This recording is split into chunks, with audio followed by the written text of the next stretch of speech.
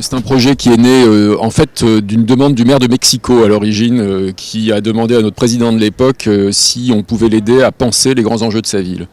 Et donc aujourd'hui on a développé ce projet surtout sur Singapour et Lyon, avec l'idée que les évolutions technologiques offertes par le monde du numérique devaient permettre désormais, couplées avec des savoir-faire humains, de projeter des scénarios dans le temps qui tiennent compte de la complexité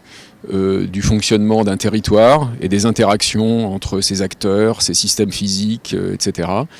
de façon à aider à la décision et à la décision sur le long terme. Ce qui est extrêmement intéressant pour nos interlocuteurs, c'est la promesse, en fait, c'est le fait tout d'un coup, finalement, d'avoir ce brouillard de l'avenir, de l'évolution d'un territoire qui potentiellement va se nettoyer et permettre de mieux cerner la dynamique du territoire. Bien entendu, il y a le saut dans l'inconnu en quelque sorte, c'est-à-dire que c'est une promesse qui n'est pas réalisée aujourd'hui, qui n'existait pas jusqu'à présent, donc les premiers résultats sont extrêmement prometteurs. C'est un véritable enjeu pour nos interlocuteurs.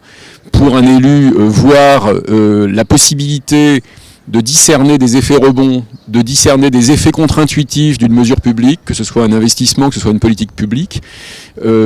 c'est quelque chose d'extrêmement valorisant, qui a une énorme valeur à la fois pour orienter les décisions, pour prévenir les effets indésirables éventuellement de certaines décisions, pour optimiser l'allocation des moyens aussi, pour obtenir un certain objectif, et puis aussi pour transcender les silos du fonctionnement de la ville,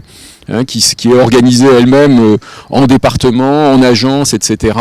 et qui, malgré la volonté plus en plus forte des dirigeants des territoires de collaborer à l'intérieur du territoire et avec les parties prenantes externes, reste des fonctionnements traditionnellement quand même très cantonnés à l'intérieur des silos. Et là, on a le moyen d'objectiver une vision partagée des interactions entre des thématiques techniques, des thématiques environnementales, des thématiques sociales, des thématiques de développement économique, et de regarder encore une fois, non pas simplement quel est l'impact du silo A sur le silo B, mais comment A et B et tous les autres vont interagir avec des effets réciproques.